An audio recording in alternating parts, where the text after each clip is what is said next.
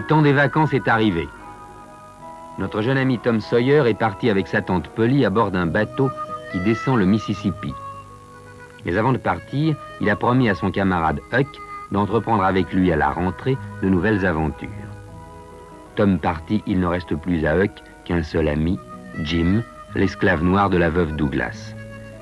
Mais Huck devra quitter malgré lui la riche maison de sa bienfaitrice.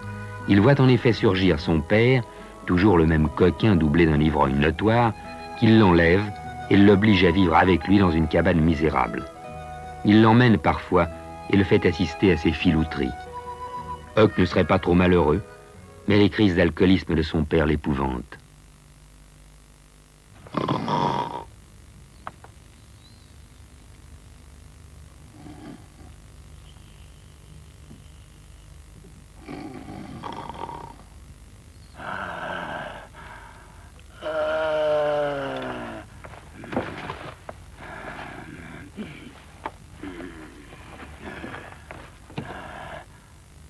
Le voilà. Ange de la nuit. Papa, tais-toi. qu'est-ce que tu Ange fais, de la papa? nuit. Je t'aurai. Je sais, pour que tu ne puisses plus t'en prendre à moi. Ah, mais je suis Huck, papa, tu entends? Tais-toi. Je suis Huck, le pauvre Tais-toi. Huck. Je vais te couper le cou.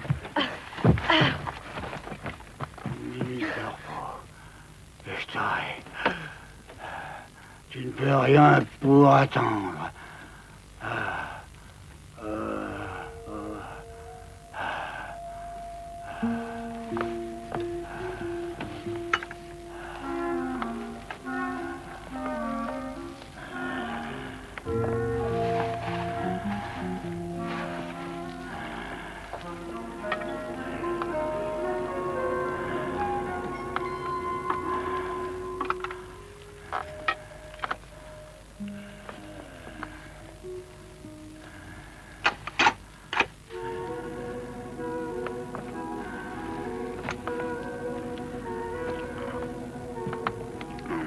Si le vieux Finn avait recommencé, Huck aurait peut-être tué son père.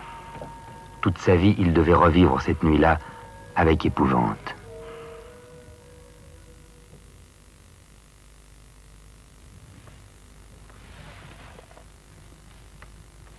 Hé, réveille-toi. Debout là-dedans. Qu'est-ce que tu fais là avec ce fusil? Il y a quelqu'un qui a essayé d'entrer. Alors, j'ai pris la garde. Eh ben, pourquoi tu m'as pas réveillé? J'ai bien essayé. Allez, debout, et va voir aux lignes. Faut voir s'il y a du poisson.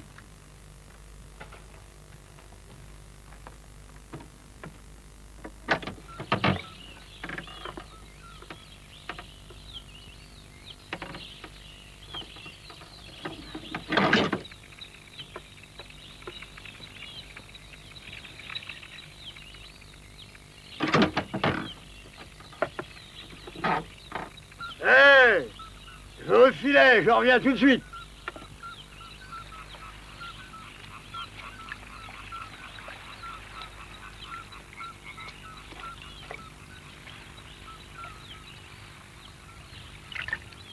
Soudain, Huck vit venir un canoë qui avait dû se détacher et qui flottait à la dérive. Sa hauteur sur l'eau indiquait qu'il était vide.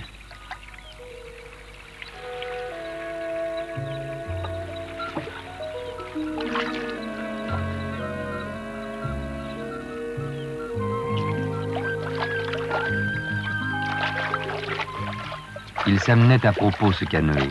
Huck n'avait aucune envie de revivre une nuit comme celle-là.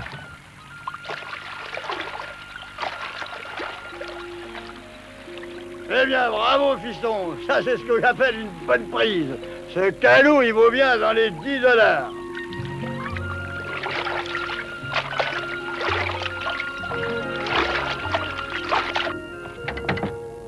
Après ça, le vieux Finn, méfiant, l'enferma de nouveau dans la cabane et partit se saouler, comme à son habitude.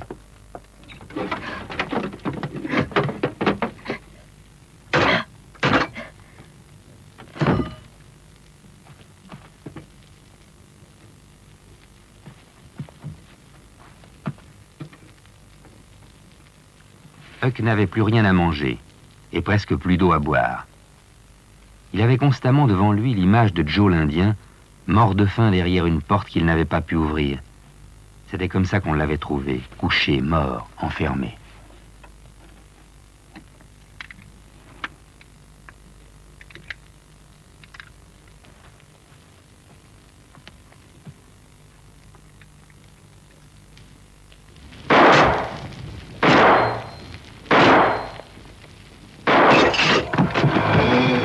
Il y avait près de la cheminée un bidon de pétrole dont on ne se servait jamais et que le vieux avait chapardé un jour, comme ça en passant.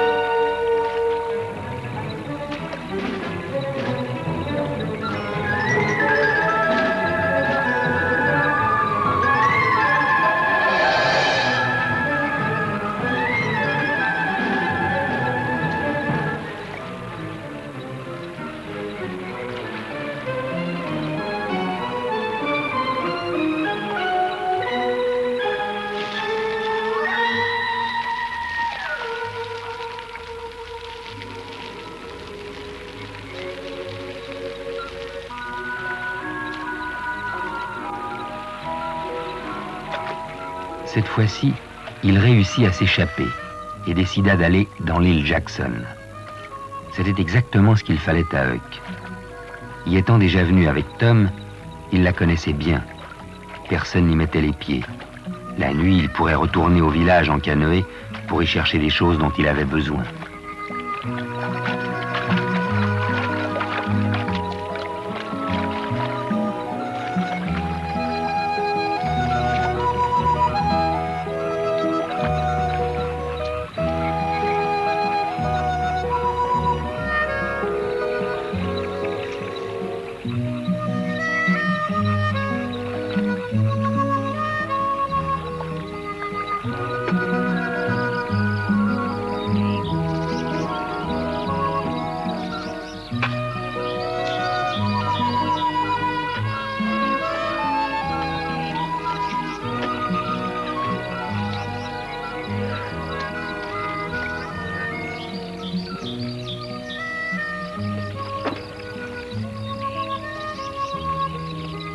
Huck s'était allongé pour se reposer, le nez au ciel.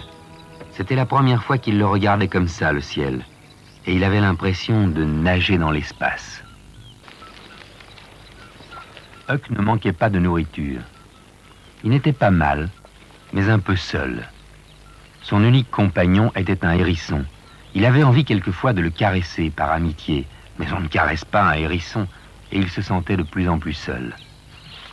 Un beau jour, il se dit que ce ne serait pas une mauvaise idée que d'aller explorer l'île.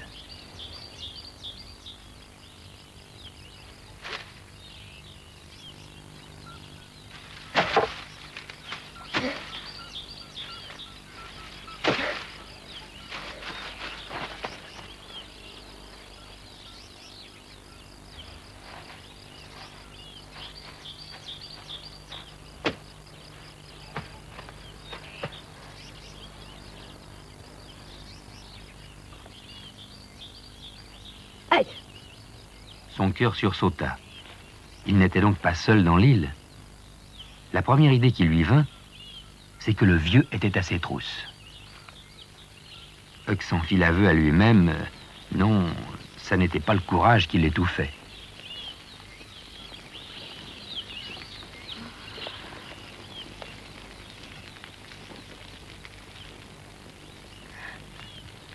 Bonjour, Jim. Ne me fais pas mal, je t'en prie. Je n'ai jamais rien fait contre les fantômes. J'ai toujours été bon avec les morts. J'ai toujours fait ce que je pouvais pour eux. Retourne d'où tu viens, retourne près des autres esprits. Ne fais pas de mal au pauvre Jim. Jim a toujours été bon avec toi lorsque tu étais encore vivant. Mais je suis pas mort, idiot. Qu'est-ce qui t'a fait croire ça? Pas mort? Les esprits, c'est transparent, non? Regarde-moi. Est-ce que je suis transparent? T'as pas brûlé? Tu trouves que j'ai l'air roussi? Et alors, la cabane? La cabane, t'as pas brûlé avec? C'est ton vieux qui l'a raconté partout. Principalement au juge pour pouvoir toucher l'héritage. La cabane? C'est moi qui ai mis le feu. Et je me suis sauvé après. Oh oui, Huck. J'aime mieux ça. J'aime mieux ça, tu sais. Huck était bien content de n'être plus seul. Avec Jim, au moins, il pouvait échanger des propos, tandis qu'avec un hérisson, il était forcément réduit au monologue. Jim s'était sauvé de chez la veuve, celle-ci l'ayant menacé de le vendre à la Nouvelle-Orléans. Jim s'amusait d'un rien. Il riait de tout. Et tous les deux, ils prirent du bon temps. Ensuite, Ouais. alors j'ai décidé de m'échapper. Seulement, il fallait pouvoir franchir le fleuve. Tu comprends? Alors, il m'est venu une idée. J'ai réuni des bois flottés, je les ai assemblés. Je me suis construit un radeau que je compléterai avec une cabine pour m'abriter, pour dormir, pour me cacher s'il le fallait. Il n'est pas tout à fait terminé, mais tu m'aideras.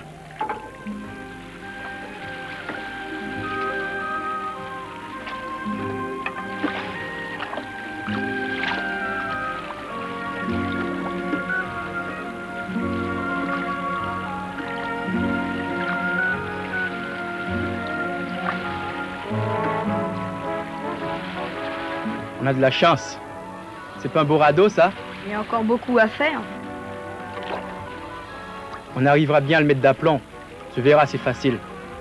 Il suffit de serrer l'amarrage, de réparer le gouvernail. Au milieu, on se fera un petit wigwam avec un feu. On sera rudement bien sur notre radeau, c'est moi qui te le dis. Now I could cry, where's our Savior?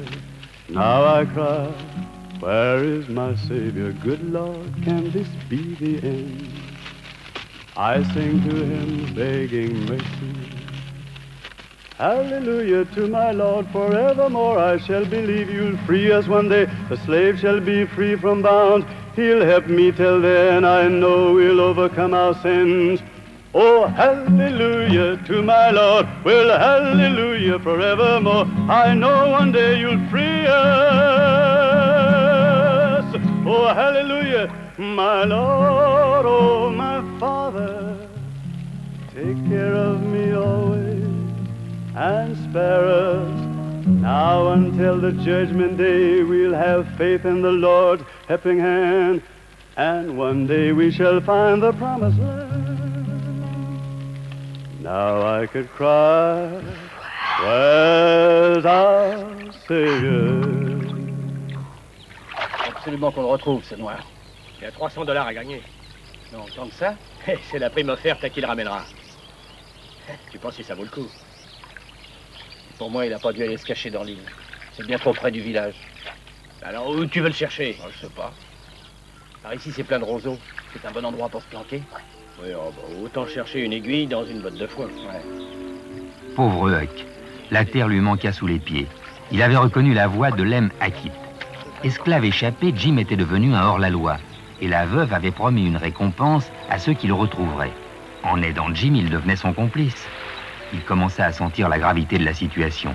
On était traqué de partout. D'un côté le vieux, de l'autre la veuve. Il fallait tout de même prendre une décision. Non, il ne pouvait pas abandonner Jim. Il fallait qu'il l'aide à gagner les États libres où l'esclavage était aboli. Si Tom était là, il aurait sûrement trouvé le moyen de faire évader Jim. Une idée lui traversait l'esprit. Le Paul Jones revenait de Keokuk. Et qui sait, peut-être que Tom se trouvait à bord. Huck décida d'aller voir si Tom était de retour.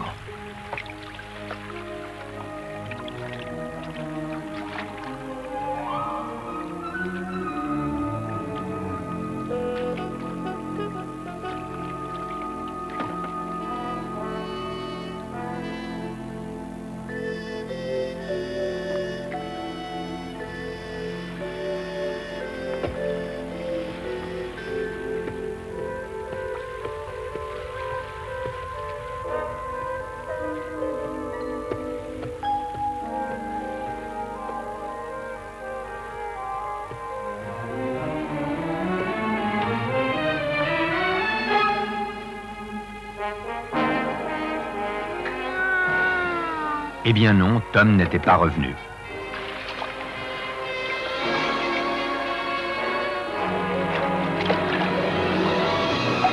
Ce bruit de rame lui coupait la respiration.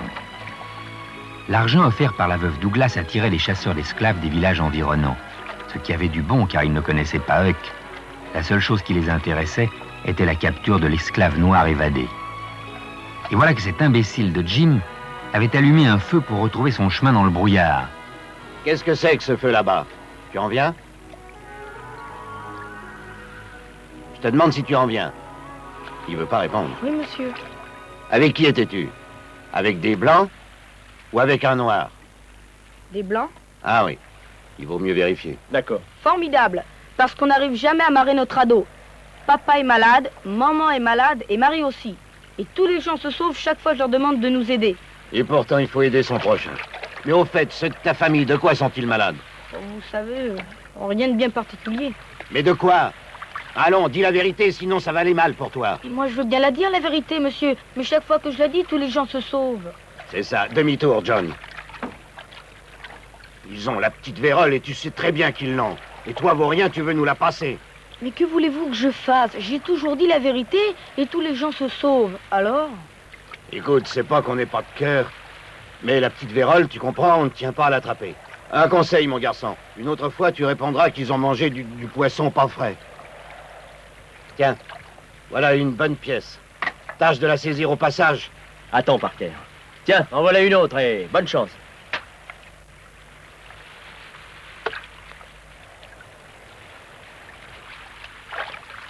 Huck se sentait malheureux. Il se demandait s'il avait agi suivant sa conscience. Oui, mais 40 $, ça ferait 20 $ chacun. Et ça pourrait aider Jim dans son évasion. Bonne affaire, après tout. Et Huck décida de ne plus se casser la tête et d'agir dorénavant selon les circonstances du moment. Ils décidèrent de partir sans perdre de temps, avant que l'autre chasseur d'esclaves ne puisse trouver Jim.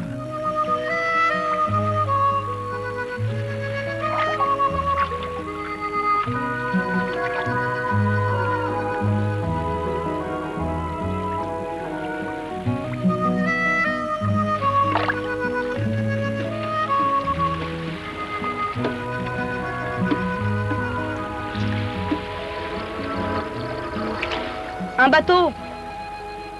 Il vient vers nous. Il arrive parfois que le bateau à roues passe le plus près possible du radeau, exprès. Et quand la roue grippe le gouvernail du radeau, le pilote sort la tête et rit de la bonne blague qu'il vient de faire. N'aie pas peur, Huck. Il nous passera pas dessus.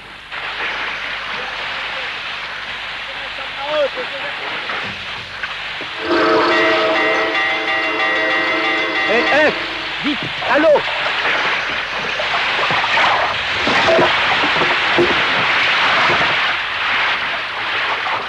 Huck plongea aussi profond que possible pour que la roue du bateau ne puisse pas l'atteindre, lui. Jim! Jim! Jim! Jim! Huck! Huck! Je suis là! Ils sont partis? Leur blague une fois faite, ils sont repartis très vite. Ça devait être un bateau courrier qui n'avait pas de temps à perdre. Le radeau en avait pris un fameux coup, mais eux, ils étaient sains et saufs, et ils se retrouvèrent dans l'île Jackson. Il y avait sûrement une tempête en amont, car le niveau du fleuve montait. L'île, par endroits, était même inondée. Parfois, le courant apportait des choses imprévues. Regarde! C'est quoi ça? Une maison, une voie, en bois. C'est l'inondation qui l'a emporté. On y va? Oui.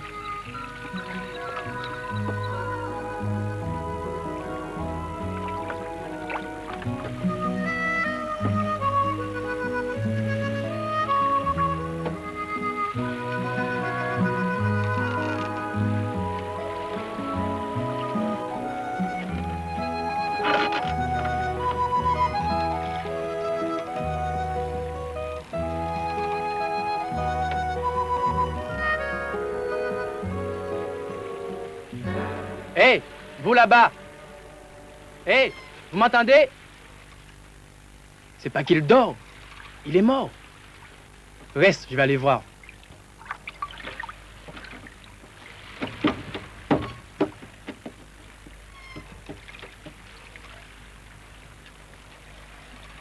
Oui, c'est un mort, ça. On lui a tiré une balle dans le dos.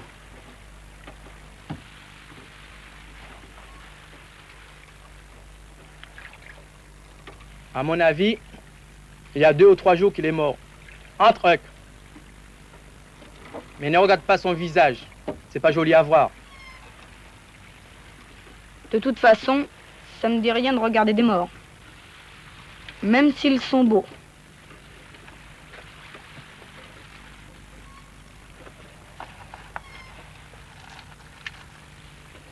Ah, Voilà une hache pour réparer notre ado. d'accord.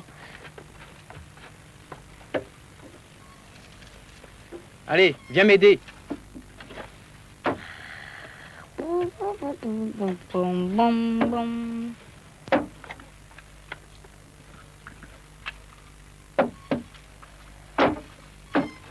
Ils trouvèrent là pas mal de choses utilisables.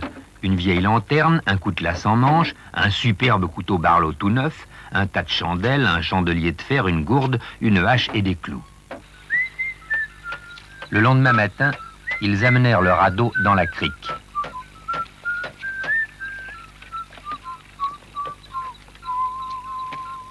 Tu vois, Hucky, je vais remettre le bateau en état de marche pour descendre le fleuve, jusqu'aux États libres où il n'y a pas d'esclaves. Et là, je travaillerai, je cueillerai du coton. Avec les économies que je ferai, je racheterai ma femme et mes 2 enfants. Et si la veuve ne veut pas me les vendre, je les ferai voler par quelqu'un d'autre. Avec l'argent, ce sera facile. Tout est facile avec de l'argent. Ainsi, Huck et Jim repartirent en faisant cette fois-ci attention au bateau. Ils avaient chacun 20 $ en poche. Cet argent allait leur permettre de gagner les États libres. Pour Jim, l'esclave noir, la liberté, c'était quelque chose de précis. Mais pour Huck, le petit blanc, c'était différent. Sa liberté à lui, qu'est-ce qu'il allait en faire? Il ne savait pas encore très bien. Vite, Jim! Vite, cache-toi dans la cabine! Tiens le gouvernail. Le bateau qui les croisait, c'était le Paul Jones. Peut-être que Tom se trouvait à bord. Pourquoi pas, c'était la fin des vacances. Mais il n'y avait pas beaucoup de monde sur le pont, et en tout cas, aucune trace de Tom. Dommage. Huck aurait tant voulu le revoir une dernière fois, son ami Tom.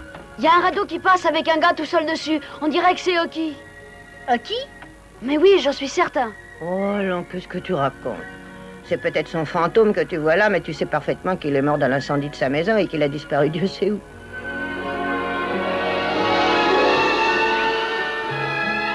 Dame! Si tu veux encore gagner, il va falloir faire attention.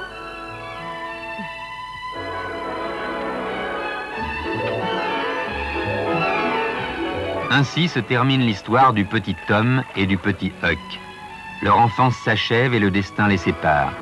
Mais les 2 hommes qu'ils seront demain auront beau peut-être ne plus jamais se revoir, ces premières aventures illumineront souvent leurs souvenirs et les rapprocheront encore, parfois en rêve. Tom et Huck, malgré tout et contre tout, resteront copains jusqu'à la mort.